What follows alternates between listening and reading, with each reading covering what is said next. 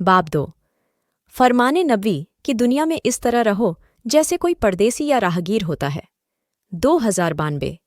अब्दुल्लाह बिन उमर रजी अल्लाहु अन्हु से रिवायत है, उन्होंने फरमाया कि रसूलुल्लाह सल्लल्लाहु अलैहि वसल्लम ने मेरे दोनों कंधों को पकड़कर फरमाया, दुनिया में इस तरह रहो जिस तरह कोई परदेसी या राहगीर गुजारा करता है।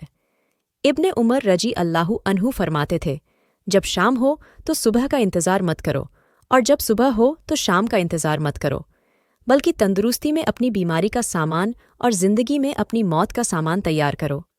फ़ायदे। जिस तरह कोई मुसाफिर आदमी परदेस और राहगुज़र को अपना असली वतन नहीं समझता, उसी तरह मोमिन को भी चाहिए कि वो इस दुनिया को अपना असली वतन न समझे, बल्कि एक रिवायत में रसूलुल्लाह सल्लल्लाहु अलैहि वसल्लम ने फरमाया कि दुनिया में खुद को कब्र वालों में से शुमार करो।